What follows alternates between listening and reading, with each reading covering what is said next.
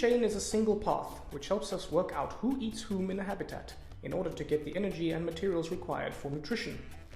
Ultimately, the sun is the initial source of energy for nearly all living things. The food chain begins with an organism that can utilize this energy directly to make its own food.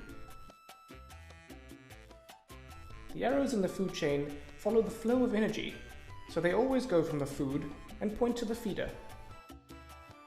So for example, the grass uses energy from the sun, the zebra eats the grass, a lion then eats the zebra.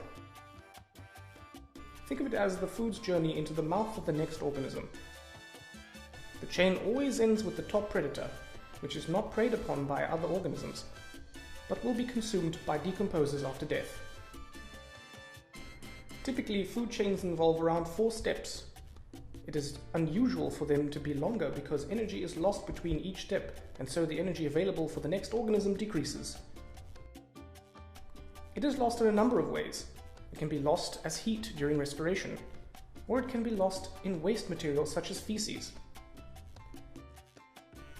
When you consider all the food chains in the habitat and join them all together to get a food web, a diagram of the interconnections between lots of organisms, populations are interdependent on each other, and you will notice that some organisms have more than one predator, whilst others don't.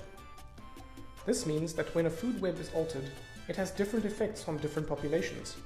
If one species goes extinct, it can affect the entire system with unpredictable results. So let's take the food web of a woodland environment as an example. This food web is the combination of 11 different food chains, so we can start to see how the species are interdependent on one another. So what happens if we remove one species from the food chain? Perhaps if it went extinct? Well, to figure it out, we have to look at the whole food web. If we remove grasshoppers, then the spiders would have to eat more beetles, and so their population would decline. Maybe even go extinct too.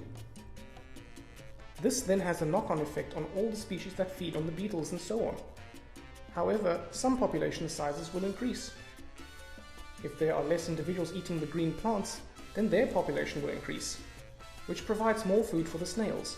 So altering one link in the food web has big consequences for the whole system.